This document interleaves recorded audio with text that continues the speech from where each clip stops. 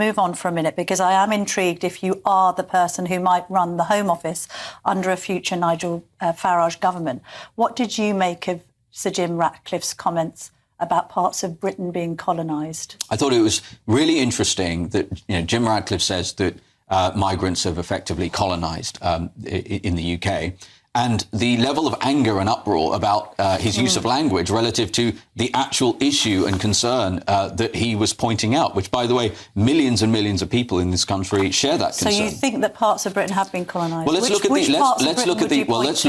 look at the dictionary definition of colonised, which is to send people to a piece of land in order to sort of take it over or to govern.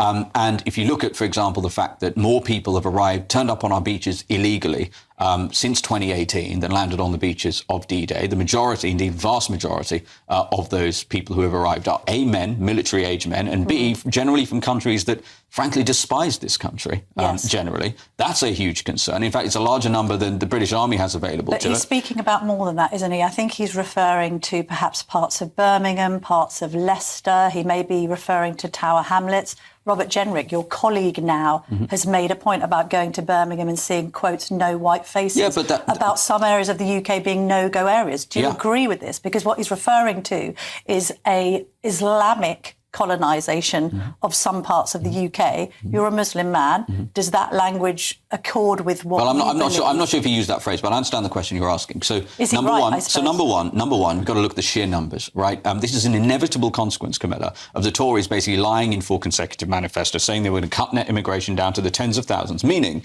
people in this country voted overwhelmingly for less immigration time and time again. They ended up bringing in 12 million people net over their gross over their 14 years, 6.5 million people net. Then you can also talk about the composition. The Boris wave, which we've talked about a lot, millions and millions of people who've arrived, the vast majority from non-EU countries, and then the vast majority of those on non-work visas. Again, nobody voted for this. That's a fiscal disaster that needs to be averted, which is another reason, by the way, in terms of voting for a party that is going to abolish, we've already said we would abolish indefinite leave to remain, avert the Boris wave, deport every illegal immigrant in this country. There is only one party, Camilla, which is serious about doing it and has a serious chance of being the next government. I think this is a once-in-a-lifetime chance to get that. And if we fail at this, I don't know if we'll get another chance.